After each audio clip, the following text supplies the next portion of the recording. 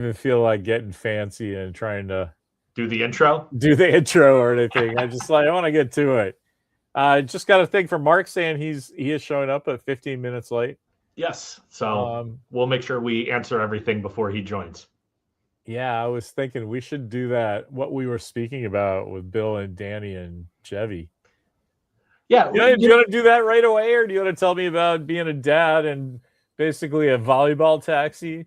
I mean that's really all you get. I don't do much more than that. Trying to, I yeah. I mean, Harper was super sick, so it was kind of that's she didn't. She had a 1-day tournament on Sunday, but we were like, you know what? We're going to keep you out of this tournament just because it makes. We'd rather you go to school. You know what I mean? Yeah. I mean, yeah. When you're sick, you're gonna do better at school than you would at something physical. Exactly. And she was kind of like the energy was still not 100. She's still not 100%, but we're like, you know what? You're good enough to go. Are you going to play 5 games of volleyball in a day? No. Or can you sit in a class and be attentive for, a couple hours? Yeah, I think so. So anyway. For 1 out of every 5 minutes in class. Yeah, exactly. You got this. There he is. Yeah, I didn't realize it was his birthday. Was it yesterday? Is that what it was? It might even be the day before. I was Saturday. I was kind of behind on what was going on because Mimi. Remember last week? Mimi's went up to see her dad. Well, she's doing the same thing or now. Got it. So you solo? Yeah, so just me, and I'm like, hey, I was cool last week, but this is kind of a drag. There's, I've watched everything on the internet I care about. I started watching 11/22/63. Yes. That's the Stephen King thing, right? Yeah. I'd read the book, so I was like, that was the level. I was like, I was telling Mark, I'm not this biggest James Franco fan. But I'll watch it, and it's 8 episodes. I watched the first 4 and went, man, I read the book, and I just went to the last one and watched them. So that's the level of my interest. So I'm really. Had you seen it prior or no? It was just no, I hadn't. That's why I was saying I was at the level of like, oh man, I kept putting that kind of shit off. Yeah, but anyway, you watched it, so that's impressive. But I didn't watch the middle because I was like, blah blah blah blah. Let's see the end. February 23rd, which was yesterday. All right, yeah. All right, so that's good. Larry, that makes sense. On your shelf over your left shoulder, what is that little figurine? Let's see. That guy? Yeah. It's a colonial warrior and Cylon in the weird little chibi sort of thing. Oh, that's cool. Yeah, I couldn't tell what it was from the distance. I was like, oh, that's sick. It's not my thing at all, but somebody was like, hey, you love Battlestar Galactica, don't you? And I'm like, yeah, the first one. And he's like, oh, I got something for you. And so he sent it to me, and I'm like, I got a perfect place for that. That's on the shelf then. Thanks very much. Nice. I love that. Those are the cool kind of gifts. It's like, I would never buy that for myself. But now I have it because somebody thought of me. That's fucking awesome. Yeah, that's amazing. Anyway, so yeah, this part where you kind of can't see what's going on is, my last remaining Quatlu. Oh, there you go. I have one of those because we're not new to this coin game. But then, what are you going to show me? I've probably shown you, but Tiffany Jean and Brian made brass ones. Oh, shut up! I don't know. I never saw that. Yeah, and a little like set. What? Look at that. Like in universe, it's bananas. So they made some slots. Where's the camera? Yeah, so you can add slots. And they said, you can do what you want, give them away or what. And there's 2 empty slots. And they go, that's because I have one and Brian has one. And I'm like, well, you guys made them. Yeah. So if anybody deserves a couple, it's you guys. Yeah, that's awesome. That's cool. Those are sharp. Yeah, I like it because they spent the time of thinking, oh, this is what it would look like if it was in some shop and Beta Antares 3 or whatever, you know. Yeah, it's like even the holder is well That's made. what I mean. The whole thing is kind of like the Federation version of Franklin Mint. Yeah, yeah, exactly. I mean? Here are these special Quatloos. Yeah, it's funny. That's so cool. Anyway, yeah, there's one thing you'll appreciate this, even though it's Star Trek related. There's a thing that went on that Starfleet Academy is not doing well. It's kind of tanking. Okay. It makes the Netflix top 10 just barely and drops out in a day and hasn't made the top 10 worldwide ever. So that's bad. But all of the other Star Treks have an insane amount of attention that they're like, oh, interesting, hovering up close to the top 10. These shows that are 60, 40, 30, 20 years old, and you know, respectively. Right. Because the people watching, the assumption is that the audience is just going, well, this is kind of putting me in the mood for Star Trek, but that's I'll watch the original. That's not what I want. I want fucking Star Trek. And so then they get their flavor of Star Trek. Whether it's the original and DS9 are the ones that are most actually watched. Like blowing up. And yeah, I was gonna say, okay, that's crazy. So I would make the argument it's because those are the oldest ones, right? And well, TNG and DS9 were tied. Okay. And I'm like, well, that makes all the sense because this nonsense Discovery, you know, Secret Hideout, Starfleet Academy 90210. Yeah. It's not for the older audience, right? Right. So the older audiences goes, well, fuck you. We haven't gone away. We don't give up Star Trek. We're just going to watch the stuff we like. Sure. That's such a slap in the face. So the big, go on. I was just going to say the big controversy is that a contractual ploy to dumb it down so they can go, okay, man, you can keep doing it, but you know, at this level because everybody hates you because of this. I mean, is it more of like a? This seems conspiracy like. Well, I would think it's even more of a like, this is how bad you've made this kind of thing. Hey, Mark, what's up? There he is, Mark. Hey, what are you guys talking about? Star Trek. Well, yeah. First we did our like dad stuff. How's it like driving the kids around? I remember that. Kind of miss it. Oh, I like that shirt. My Hopper? My Hopper shirt. That's my Dennis Hopper shirt. Mine now, buddy. We got a hop in comment section. John Suntrays is here. Oh, there you go. Beauty is great on Hulu FX. The Beauty. I'm not familiar with that at all. No. Larry, I don't think you would like it. It's scary and gory.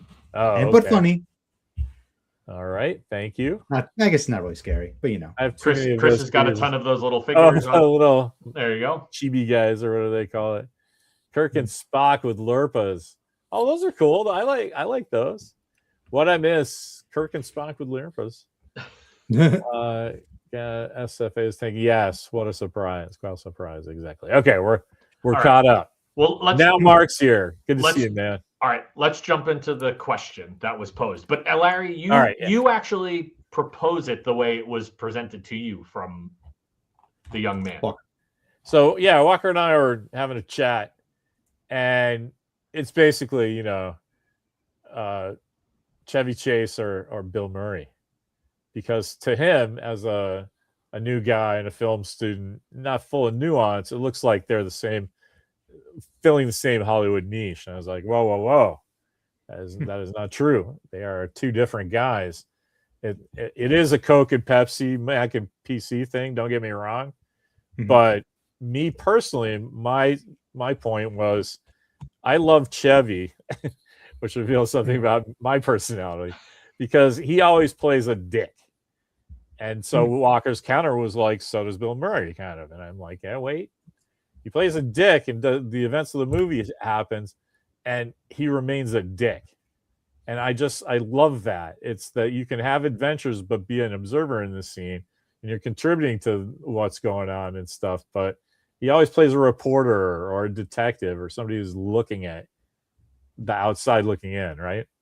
And then Bill starts out a dick, but through the events of the movie, so he's carrying the audience where they all learn the emotional stuff of, he learns his lesson in a different way, but he has, it's a straight up arc, or he thought of something one way and it's revealed through the events of the movie that's really the opposite. It's like, you know what I mean? So his character always starts a dick, but he changes through the events of the movie. And my kid was like, "Fuck you, I have to go back to film school." Well, it's interesting. I was talking to Steve, and he was like, "Yeah, but throw in Dan Aykroyd," and then I was like, "Oh no, okay, you're gonna do that. We need Mark." Yeah. I guess I don't understand how Aykroyd changes that. Well, I guess that's a different conversation. I think I was looking at it from more of like hierarchy, right? Like if you had and then it's like the weird thing, because then I think if we're just going to take those three, Chevy Chase, Bill Murray, Aykroyd, then you put Eddie Murphy on the bottom, and then you got your 80s Mount Rushmore of like comedy gods. Dang, without even trying. Well, right? Don't you think? Yeah, agreed. I mean, the only other person I could think to add would be like Robin Williams, maybe. Yeah.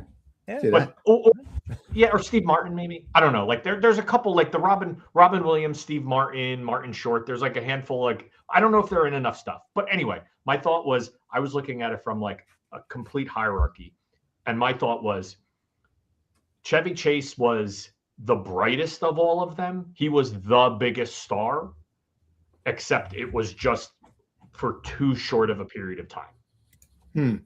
Bill Murray is a long-term legacy star, and Dan Aykroyd is like the creator. He's not only a comedy like icon, but he's like created Ghostbusters, created the Blues Brothers. Yeah. He's been a part of so many other things. Can I interrupt real quick, because that's a thing I do? Yes. Mention of Ghostbusters, we should shout out the three of us, and everybody listening is going to have a moment of silence, even the cat, because today's the 12th anniversary of the Egon shuffled off. Really? Oh, Yeah. So I was like, I came across that today, and I was like, that's going to be a good thing to bring up during Dork Court, and I knew that I would never remember. So crazy. That's 12 years. That's nice. Yeah, it doesn't. If you want to talk about that, go off on this side quest. Think about that for a second. I have a firm, seemingly current memory of taking my Ghostbusters picture out front and going, okay, everyone warned Stovacor because that's right. That's Egon the Warrior is coming. And that doesn't seem like 12 years ago to me, man. That does not seem like 12 years ago. But it is.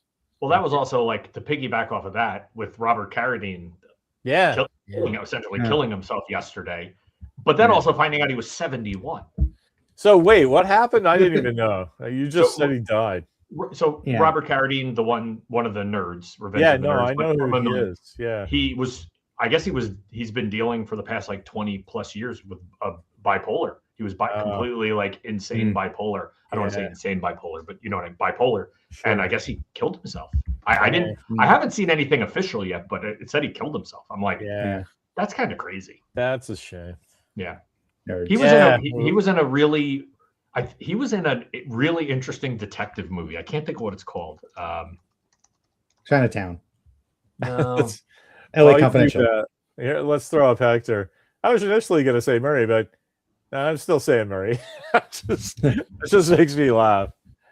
Anyway. Yeah, I mean, Chevy Chase is like an acquired taste. No. Bill Murray is an acquired taste. Wait, who is an acquired taste? Bill Murray and his roles are an acquired taste that you eventually like see his good-heartedness. I think Chevy is just sour the whole movie, and you just kind of like it. Yeah, you mean thematically, right? Yeah, because I agree with that 100%, and that's why I didn't think of Dan Aykroyd right away, because he seemed like his characters were always plot-driven characters. You know what I mean? Yeah. They were They were there to advance the plot, and that speaks to he's the smart guy, right? But he's also the weird guy, and so it doesn't read funny when he's going, well, this is what's up because he's always that guy. Yeah, and it's all, but the entertaining part is it's always some weird thing. Here's what's up, but everybody's a unicorn now or whatever. Like we're like every movie we're Dana Barrett. We're like, what are you, a game show host? And then by the end of it, I'm like, all right, I'll marry you. That's perfect. Yeah, I'm gonna make Walker watch this. You know what though? I never really thought, because that's even like if you think of the Lampoon movies, he's kind of like Chevy Chase is like a jerk in the beginning. Yeah. Kind of never changes his personality till the end, and at the end he's still like, you're right, Fletch. Yeah.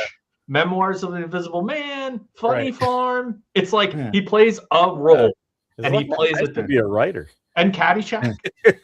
but it is interesting that they're both in Caddyshack, and it's like that's what started us talking off, because Walker's grandfather's not doing so great, and so he was calling to check up on me, and we ended up talking for like an hour. I'm not a big talking on the phone guy, but it was just a blast. It was like I was hanging out with him again. I actually like put the phone on speaker and threw it on the couch where he sits, and just like talk to that, but like was not in a sad way, in a complete like, yeah, this should be filmed because this is pretty fucking cool. It was just, I live in the future.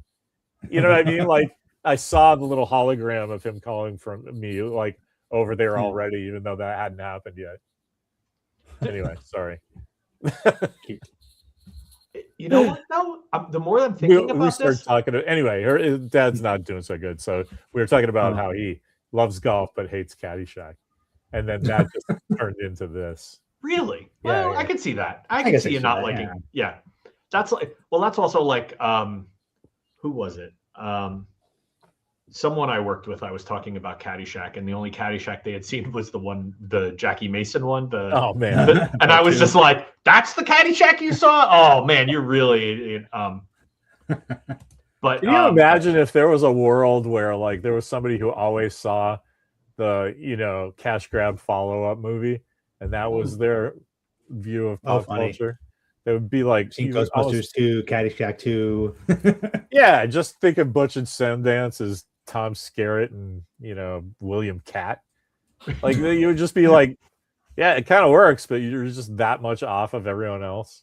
That's funny. I don't know. That's weird.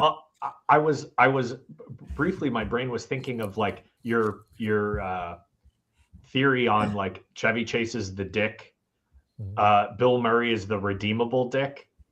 But now I'm thinking like Aykroyd has played that role, and he kind of has done both.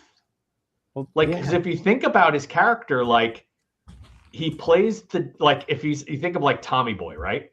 He's the bad guy. He's the dick, and he's the dick throughout the whole thing. But then you pick like Great Outdoors. He's the redeemed dick at the end, or like so it's interesting because I've never really like it's you've kind of created like the Chevy Chase is like Fletch. He's the dick throughout the whole movie, right? Right. Yeah. Bill Murray is the dick at the beginning, Scrooge. He's the dick at the beginning, but he's kind of lovable at the end. And Dan Aykroyd has done both of those roles. He's not consistent. He's both. Or he's a sidekick, or trading places, right? Like he's like the dick in the beginning, and then he's redeemable, and like at the end, you love him. It's really interesting. It's a fascinating dynamic, Larry. I don't know. My brain's kind of melting right here. I love that you said that, because I can't think of anybody worse than Dan Aykroyd as a villain in Grosse Pointe Blank, which is kind of a comedy. Oh wow, that's funny. He is like being severely serious in that, and you just keep hearing it kind of funny because it's Dan Aykroyd with a Chicago accent turned up a little, and so it kind of sounds funny. But when it's like, dude, that's like a De Niro play that you've got there, and no one. Whenever I bring that up, people go, "What? Yeah, no, I guess you're right." It's like so subtle that you gotta have. It doesn't stand out when you watch it, but when you think about it later, you're like, "Well, that's kind of creepy and scary, man." From Uncle Danny, come on. Anyway, you're right. He does both. It's cool. Yeah, and like Dragnet. Like Dragnet is like he's the dick in the beginning. He's the serious cop, but then at the end, he's the love. It's really that's more of the Murray track, though, right? Well, that's what I'm saying. Oh, right. He does both. Right. He kind of does both. Like he has no problem playing like the dick bad guy villain. Like it's very interesting. Aykroyd is pretty much all over the place. You know, man, look at the birthday boy comes in with this. Martin Short's daughter also killed herself. I saw that. Yeah, that's and then fucking who was it? Tommy Lee Jones's daughter. Like that was in San Francisco during the Super Bowl. That's what I'm saying. Down the street. Really? Yeah, it was. I don't think it was the Super Bowl. I think they did all the toxicology and it came out around then. I'm pretty sure it was New Year's Eve, but because we've been sad about this for a while because, you know, that's rough, man. Go out to New Year's Eve and just do too much drugs and die in the hallway. Yeah, not ideal. That's, you know, at least not inside in the bed, like watching the Hawaii Five-0 or something. You're just walking down the hallway and your friends are like, that's going to happen. Unrelated. My StreamYard just froze. All his death talk. That's what it still is. There, though. Mine made me have to reload the whole thing this morning. So, or like right before I jumped on, it was like, oh, reset your camera, reset your microphone. And I was like, whoa, what's going on here? But, actor with a like just rage comment there. Chevy's characters are our irredeemable rage, our inner asshole. I wouldn't go that far, but you know, there you go. That's what I mean. He's a troll. Not really. All right. Well, here's a secondary question to that: who had the bigger hit? Oh, that's all between Bill Murray and isn't it? Unless you're talking about numbers. All right. Well, I mean, Ghostbusters obviously, right, is the biggest of all of the ones that they've touched. Yeah. Wait, are we talking about Bill Murray and Chevy? Or all of them? I mean, I would be interested to see what National Lampoons has done, like collectively. It probably is pretty successful. They did 7 of those movies and like 2 updates with what's his name, Ed Helms. Right. Which the first one was actually great. I was so surprised. I was like, oh. The Ed Helms one. Anyway, yeah, it was good. I like that one. Yeah. Who owns that comedy entity? Who, the Lampoon? Yeah. I would imagine it's the Lampoon, right? Is it still? Is it? Well, yeah. I mean, they're still a going concern, even if it's not a print magazine. Did they do the Van Wilder movies? Yes.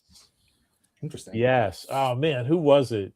Somebody in my family. It must have been one of my cousins. In July, we were talking about that was their introduction to Ryan Reynolds, and I was like, "Oh, that's cool." Because most people our age, it's 2 guys, a girl, and a pizza place, unless you're Canadian. Yeah, well, yeah, we're old. At least I didn't say 2 guys and a girl like they changed. Right when they changed the name, right? Yeah. Like, oh yeah, we don't want to be in this pizza place the entire time. I love that when they changed Baba Black Sheep. Do you guys remember that show? It was Belisario, the Quantum Leap guy. It was Robert Wagner and like basically all the guys who played pilots in Battlestar Galactica. They just took off it's all the same crew even. They just moved the production from space pilots to World War II pilots. And instead of it traded Lorne Michaels for Robert Wagner. I mean, not Wagner. The Energizer battery guy, the Wild Wild West guy, Robert Conrad. Oh, okay. Jesus, God damn it, Larry. Kevin Kline? No. Oh, no, Robert Conrad. No, he's just making it funny. Anyway, it's great. It's awesome. World War II, South Pacific, planes fighting and everything. But they called it Baba Black Sheep. And because it's the 70s, every PTA woman across the country freaked the fuck out because they had this thing. They also got Wild Wild West canceled. So like 10 years later, this guy's coming back to TV, and my little kid thinks it's a kid's show. And then we get on there, and then all of a sudden these Japanese guys are strafing our boys. And that's your fault. And so they made them change it to Black Sheep Squadron. Isn't that great?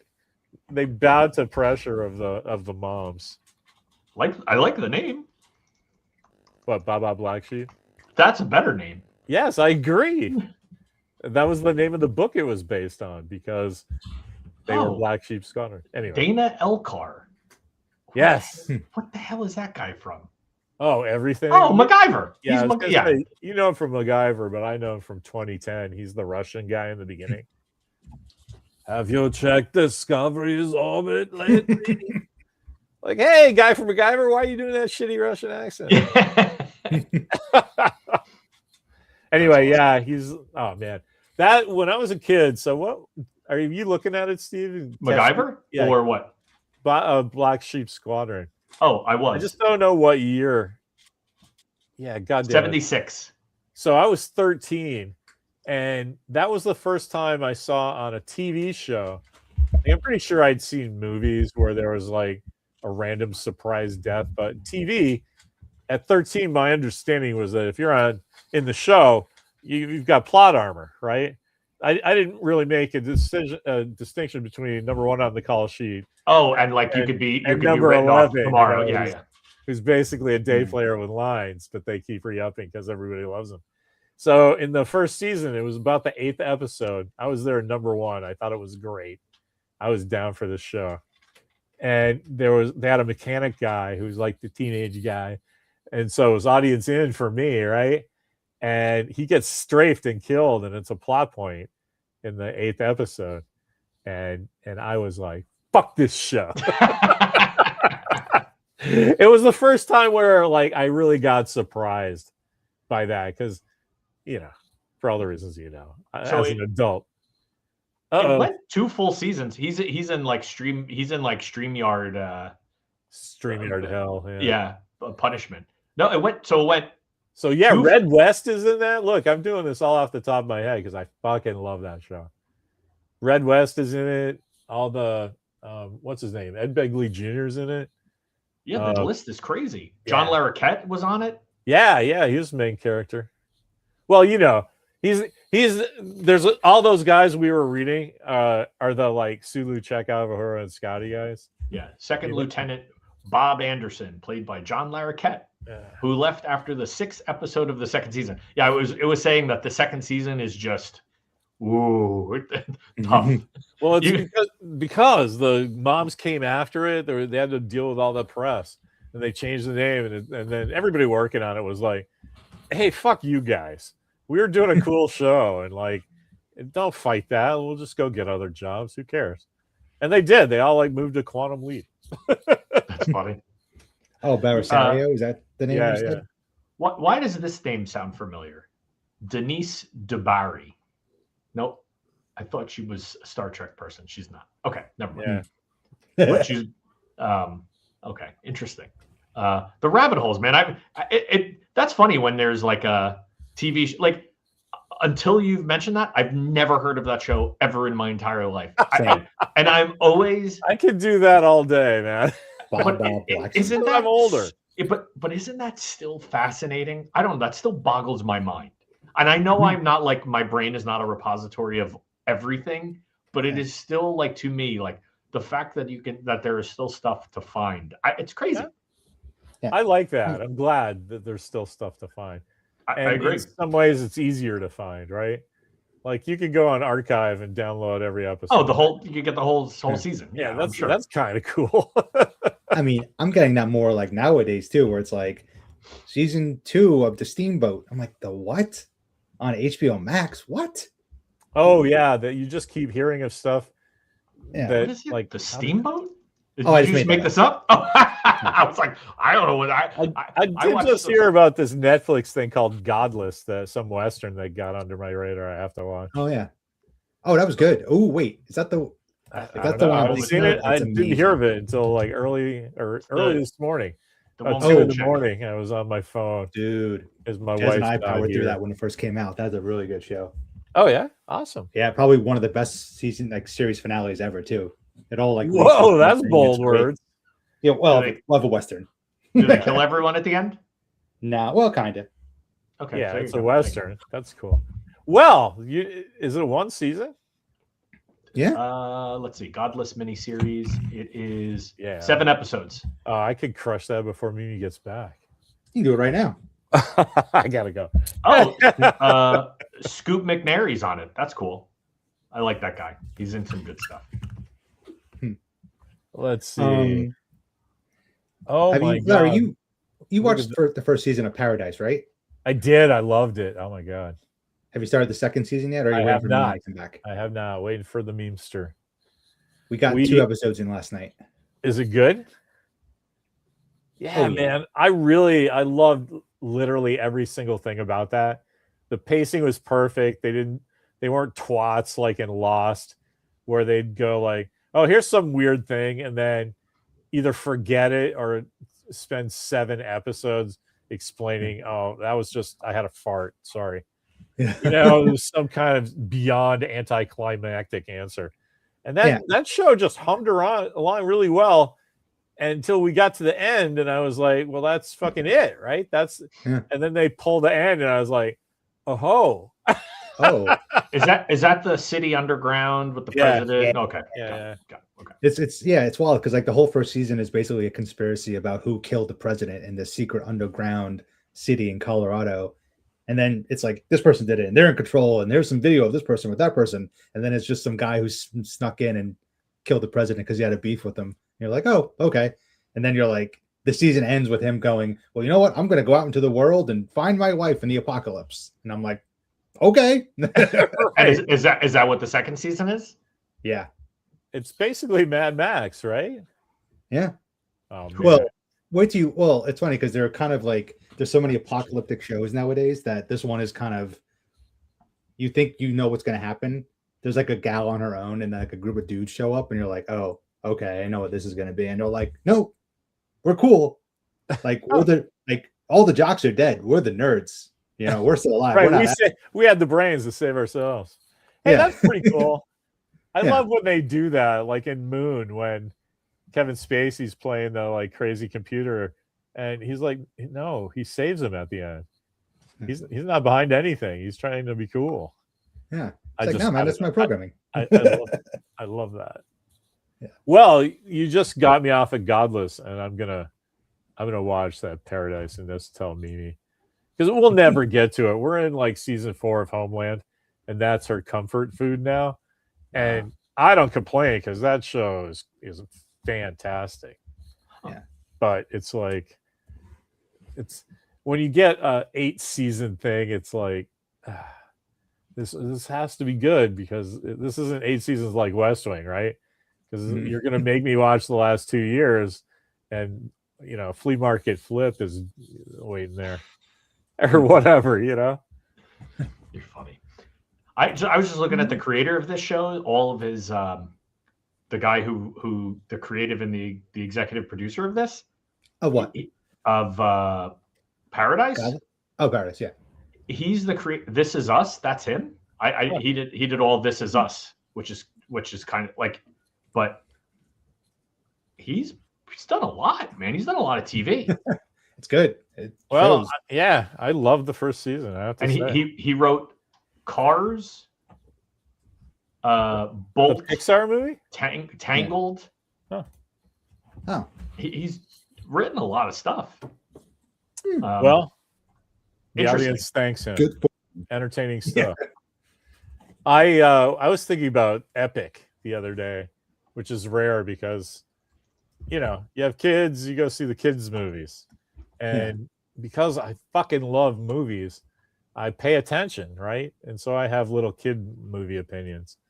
And I really enjoyed Epic. It was about these little kids, little figures, little Lilliputian guys that lived in the forest and the people who understood them and the government who wants to kill them. But everybody had this fucking badass armor, but it's made out of leaves and twigs and shit like that. And I just really enjoyed the design of it. I don't really even remember the plot anymore. but the little warriors were just fucking badass. And so right before Mimi left, we went to go pick up supplies that we needed at Target. And they have this spring, stuff to like little point of purchase stuff where it's all spring related stuff. And they had these wicker baskets that were like looked like they're pot holders, but they look like leaves, right? So the first thing, you have met my wife, right? She's not like me at all. She's in fact kind of, serious. First thing she does is put that thing, flips it on her head like a hat, and we just do all our errands, just walking around. And I like the first 10 seconds, she was waiting for me to say something, and no, and then she just like bit into that bit. This is just what she was wearing today, and I swear to God, I thought she was going to buy it when we like go. Oh yeah, this too. But no, put it back on the shelf. Yeah. So anyway, I said all of that because you're right. Cars, the Pixar movie. Yeah. Oh, wait a minute. There's something really wrong with my mental processes, and you guys are really cool friends because I can't move forward with this conversation now without letting out this little anecdote. It's the connection. Maybe I was like, I finally understand why I do that, and so it's given me an idea of how to stop it. But I realized that I'm Mystery Science Theater 3000 conversations I'm having as they happen. You know what I mean? It's not like I've waited for the movie to be made and then go, ha. It's like I do that in real time, and it's like no, like none of your people don't communicate like that, Larry. Please. You know what that is, and that's interesting because I do the same thing. I keep myself kind of closeted and quiet on most of these things. It's I think we're an accepting party. Like we're completely, we are a complete open book. Like you can say whatever you want at any time, and no one is really gonna like get. You know what I mean? So it's the one time you can let your brain just go blah blah blah. I appreciate that. Thank you. Same. I feel the same way. It's like, I can't talk about any of these things with anybody that I really talk to outside of. I never realized how often my mustache hair got in my face until I grew my mouth until I got a mustache. And I'm always picking off little mustache hairs. But you're supposed to trim that, dude. Oh. Or tease it. You can make it go where you want, man. Anyway, that's the other thing. We all have baseball cap and beard opinions as well. I'll put my hood on. To be different on this very special episode of Dork. Well, what was I gonna say? What has been dropped on TV? I was trying to think of what like movies that just got. Before you do that, can I tell you about this thing? Because Mimi sort of ended up on the end of this conversation because I was telling her just like because she talks to him and I talk to him and we talk about different shit. It didn't matter when we were in the house. Because either you'd overhear it or catch up eventually. But with him there, we make a big deal of going, hey, here's some dumb thing he told me about something. And she'd be like, oh. Nice. So I was keeping her updated on this cool Dan Aykroyd thing. And she goes, she was like really passionately trying to get Alec Baldwin into it. Okay. Oh, okay. And she had this. If you bought into her premise, it wasn't a bad argument, but she was trying to make the case that older Alec Baldwin, when he was like Getaway and like that, like no, like later, like 30 Rock and stuff. Okay. His work and that stuff when he's old and self-aware and they're writing shit for him and it's all this giant career that allows him to be funny. Somehow is the same thing as the Bill and Maria and Danny thing that we were talking about. And if you allow that's true, sure, you have a great case. But like, what? Well, the Bill Murray one is interesting. Yeah. Until Bill Murray kind of leans into like Rushmore and like kind of goes indie, bombs kind of stuff. He kind of just fades away. If you really think about it, like he's like, and obviously like that kind of brings him Lost in Translation, kind of the that brings him back. Whereas grooming. Alec Baldwin was just like, he had like the 5 greatest comedy television writers working for him and creating a character that he's just like, I have no ability to fuck this up. Do you know what I mean? Exactly. They were writing for him. Right. So here are your strengths. We understand them. Let's crush it. Oh, right. You did? Congrats. You did your job. Well, I mean, it's exactly why. I think that's a little easier than, Bill Murray, like in New York and he left Chicago and it's big looking at Times Square. You know what I mean? There's none of that for Alec Baldwin in 30 Rock. No. Well, but you also got to remember 30 Rock, you are getting, like I said, the best comedy writers writing to specific comedy specialists performing at their absolute, like, because if you really think about it, that's probably the best comedy output Tina Fey ever does. It's the best comedy output Alec Baldwin ever does. Tracy Morgan ever does. Like every single person on that cast, like everything was written so specifically for those people that you like. Even it's crazy. It's like even right now. What was that? I'm on season 5 right now. Are you really? Yeah. That's cool. I was thinking how they basically John Hamm owes his comedy career to them because the SNL of it all. Yeah, I mean, because they brought him in and just wrote some stuff that's like where he gets to like get his chops together, and now he's crushing that. You hear that story of when he was hosting SNL for the first time, and Amy Poehler was pregnant, like 9 months pregnant. Oh no! And like she's there like the Saturday afternoon, and she finds out that her gynecologist died. Or no, I'm sorry, not her. Who's the baby doctor called? Pediatrician. There you go. Pediatrician had died, so she's like backstage crying and like doesn't know what to do, and she's like all worked up, and then John Hamm kind of turns to her and he's like, "Hey, listen, this is a big night for me. I really need you to get your shit together." And Amy Poehler was like, "That was exactly what I needed to hear at that moment." That's crazy. Yeah, when you see John Hamm doing press, you kind of go like, "Oh, you get that guy's so relaxed. It's crazy." Or it's an act, and either way, that's great acting, which is what you want from a guy that looks like that. Yeah, like you don't want him like trying to get you to like upsell on the used car lot, you know? Yeah. you want that guy to be like in season 4 of Fargo or something. There was an episode of 30 Rock recently where Tracy Morgan had just won an Oscar and no one was taking him, like he couldn't do comedy anymore because everyone was taking him too serious. And he was like trying to figure out how to ruin his career. And Alec Baldwin was like, "You want to ruin your career? Go back to doing the TV show." And then Alec Baldwin starts listing all these things that are clearly his life. Oh, that's he could be in some of the best 4 movies ever created and work with actors like Anthony Hopkins and so and get nominated for every. And then you do one TV show and then no one ever respects you ever again.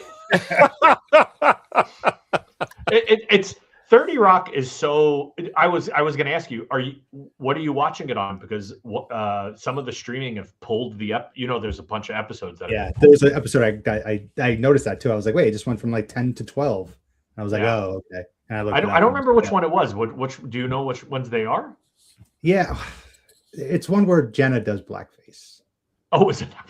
Jesus. Yeah, with Tracy.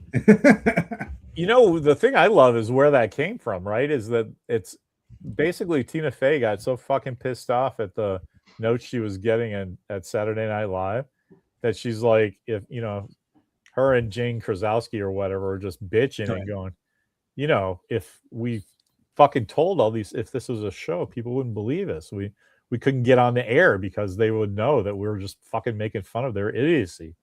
Yeah, and then they did. Yeah, I just love that. I love it. It's wild. Yeah. Anyway. Yeah. Sorry. I was while I'm making dinner, Fringe when I'm falling asleep at midnight. That's when my comfort viewing. So John Hamm is doing Mad Men right in the middle of all of this, being nominated for Emmys, right? Mm-hmm. And then he does in 2009, he does the 30 Rock. That's in the middle of being, so it's kind of, that's to your point. It's kind of like the nod to be like, is he a super serious actor? Because he definitely was not, he was only considered like a serious, legit actor. And then he does 30 Rock. And then you're right. He gets all the kind of the other roles after that, like Bridesmaids and all the other kind of movies he gets to be dopey in. I just love it. It's when a cute girl is revealed to be smart or a good-looking guy is revealed to be funny. Like the world can't take that, either one of those for some reason. It's like so notable. And it's like, I don't know. It kind of happens a lot, man. I know a lot of smart, pretty girls and good-looking, funny dudes. But everybody's like, oh, that's the whole package right there. And I'm like, yeah, all right, whatever.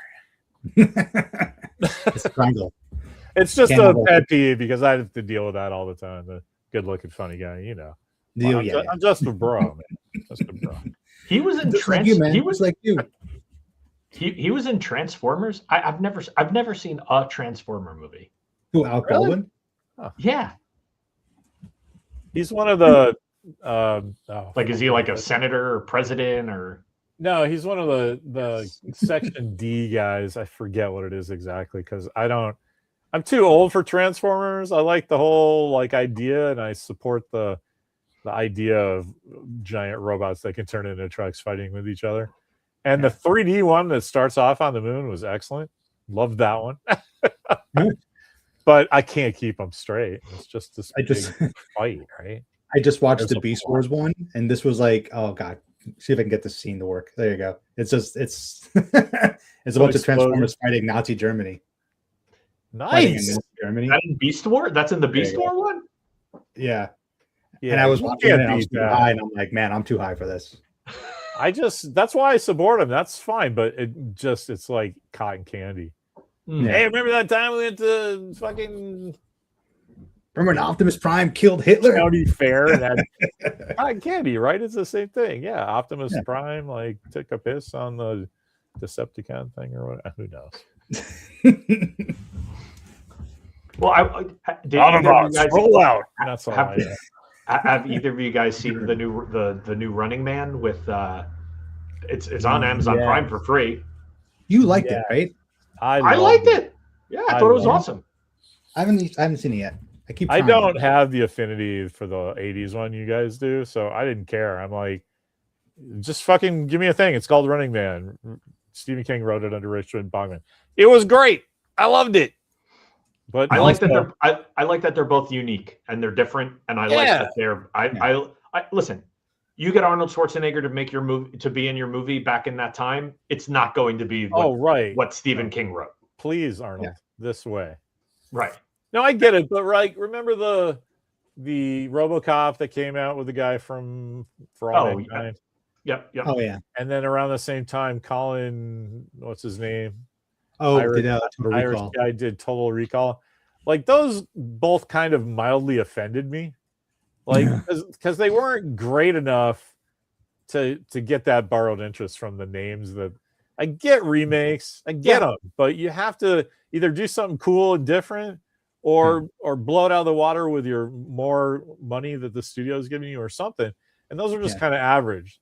But this one wasn't. I kind of liked Running. Oh, it was good. It was a nice. It honored the story better, and it was kind of. It was unique. I liked it. I actually didn't even hate all the side characters, which I thought I was going to hate. Mark, you'll like it. You'll honestly like it. I think it really holds up. It's pretty solid. I like the Total Recall remake. I just didn't like it being Total Recall. Like that movie in and of itself, it's fine. Yeah, that's how I felt about RoboCop. I was like, this is fine. Just why'd you call it RoboCop? My thing with my thing with RoboCop remake, like okay. you wasted a really good Michael Keaton bad guy with a really bad computer animated RoboCop suit. Oh, was he in that? I totally forgot. See, I don't remember he was in that. Yeah, he's a great head of OCP. Like he's awesome. Like it's. Yeah, I agree. I was like, shit, that's the best part of this movie. And I love Joel Kinnaman, but the suit was just honestly, if they put him in a fucking stupid 80s suit, that whole movie is 1,000 times better. That's the thing. It just looked like an Iron Man stealth suit. Right. So what are you doing? Oh, he's got his real hand. Right. Okay. What? That was just the whole design thing was idiotic. Yeah. Oh, speaking of that guy, wait, did you see the trailer for new season For All Mankind? I did. I just fucking calmed down about it, but yes, I'll go up that hill with you again. Because it's 1/3 gravity. Is he still in it? He's like 900 years old now, isn't he? He will definitely be dead by the end of that season. From you think? I don't know. You know my prediction. I have a Mark Espinoza level prediction. You know, Mark's like the intro of the FF is like, does this universe have a Tony Stark? Yes. I've been saying for fucking 4 years that the end of his time on the show is just going to be the first gravestone in the graveyard, and then it says, whatever his name is, born wherever, USA, Earth, hi Bob. It's gonna say hi Bob on it. It's gonna be him on Mars. Yeah, he's gonna be anyway for he can be the Happy Valley Cemetery. Anyway, it looks fucking great. It looks like Mars War 1. Let's fucking go. Give it to me right now. That was on Mars. I was like, okay, I'm in. That was me about 2 hours ago when I saw that. I was like fucking screaming in my house. Fuck yeah. The motorcycle thing, that's like, yes. How many years have passed since the first season? They're in 2012 now. So I forget if they started in 58 or 60. But it's around so it makes sense that he's still alive. Yes, but just barely. Got it. He's like, John Glenn level. Got it. Like Neil Armstrong. I mean? He's just like he would be 84 on the show hypothetically. 84. There you go. He's on Mars and lasting a little longer because he can't go back to Earth because he'd die. Oh, so that's interesting. So and he has a grandson that they show in the trailer who's like, he's born on Mars. So he's like, but now he's the leader of the revolution too. That's pretty convenient. Yeah. But that's cool. That's a cool way to gather people around you. Hey man, I'm the first Martian. So let's fucking go. Yeah. The final scene in the trailer, Steve, is just a motorcycle just going off a hill and just flying up forever. Really? Being in Martian gravity. Okay, that's kind of cool. Yeah, it was fantastic. Yeah, I can't wait. Please give me that show. I mean, look, it's literally 4? Right next to me. Is so. Huh. Wait, what season are they on? 4 or 5? This is 5. 5. Yeah. 2. I think season 2 was probably the best television in the last 10 years. Oh, really? Okay. Yeah, for real. Wasn't it 1969 to open with the moon landing? What? No. Did they? Because they did all the girl training stuff. No, they. Chris may be right. I may be misremembering. I guess they're talking about moon landings, right? Dude, I just watched so much space shit. It all bleeds. It's so hard to keep straight. Was that there? Oh fuck! This is Molly Cobb. Yeah, it is. It's like it's not. I was thinking back. It was Mercury stuff, but it's not. It's Apollo stuff. See, that's how my brain works with these. Yeah. Shaolin Kung Fu movies. I'm like, happy birthday, buddy. Happy birthday, buddy. Yeah. Anyway. Well, gents, I guess my screen is dead again, so I think I'm just gonna call it. Yeah, I can keep on sharing the picture. Yeah. Yeah, I see a blank screen. Well, we could see you and your cat. Am I moving? Yeah, you're good. Oh, yeah, because all I see is just a black screen.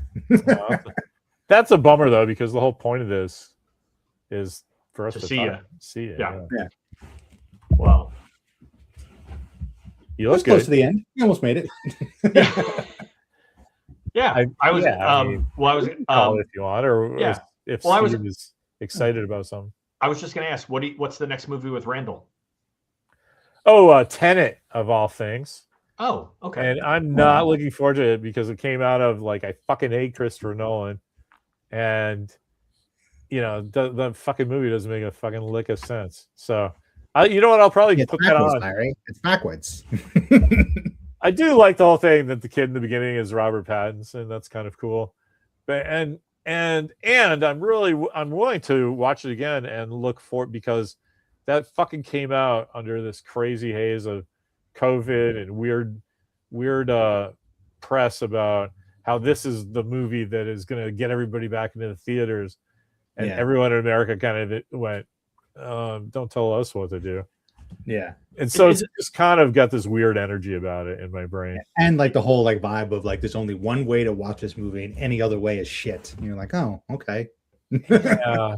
Well, yeah, that was the top of his. Oh yeah, the sound is all muddled and shit, but that's an artistic choice because I want you to feel uncomfortable.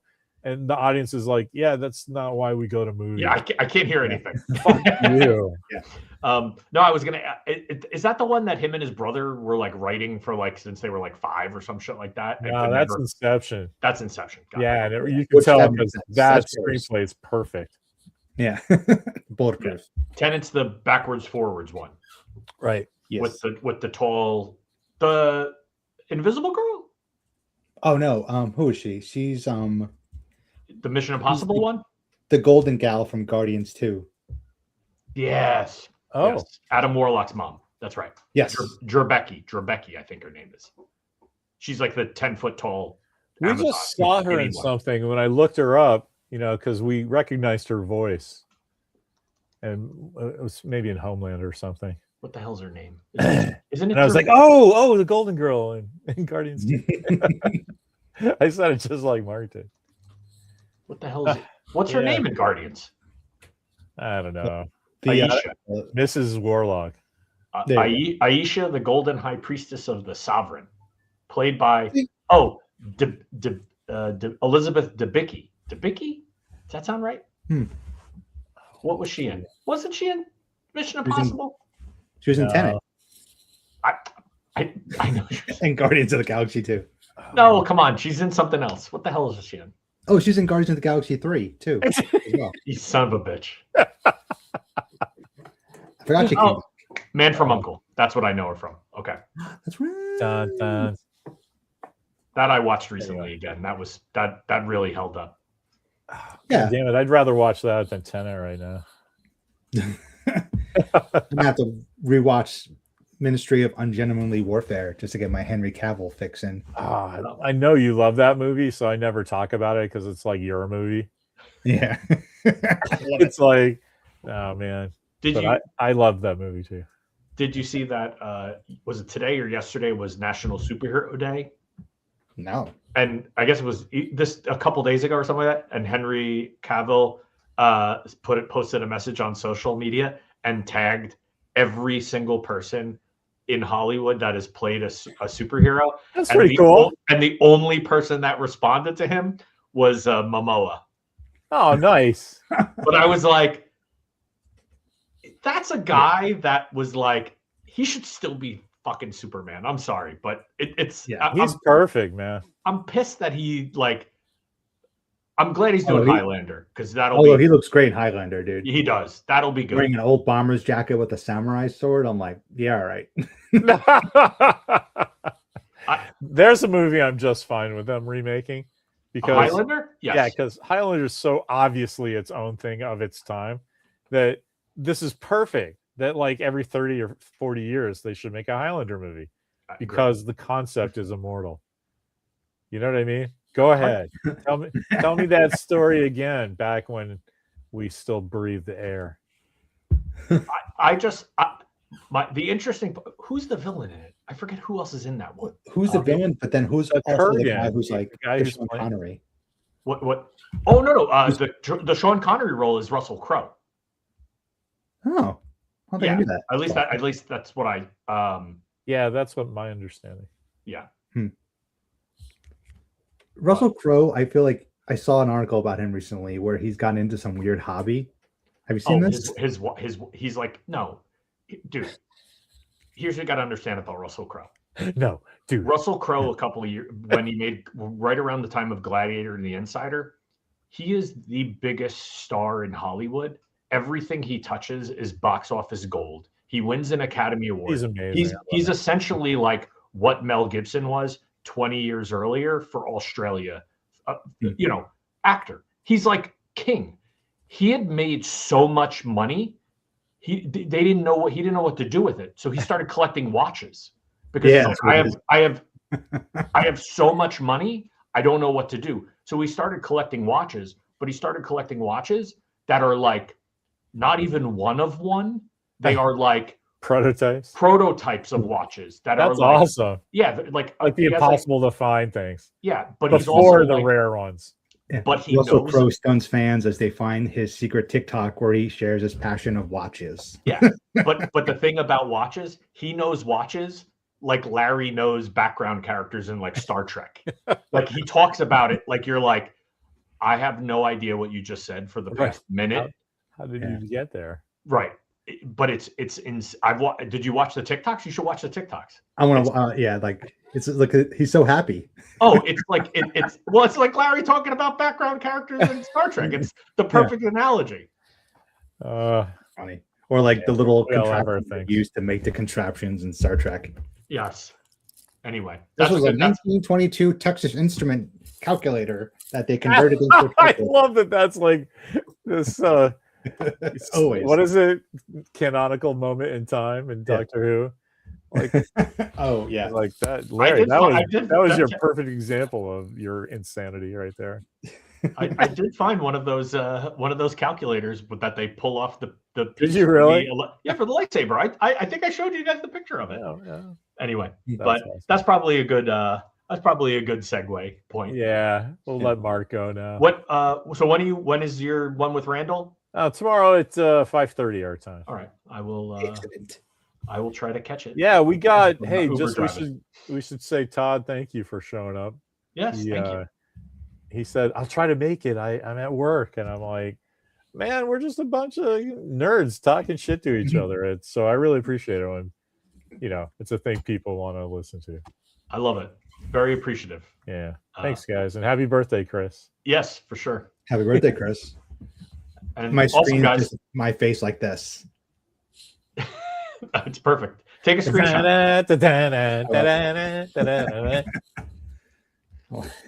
Yeah. I gotta put this before it changes.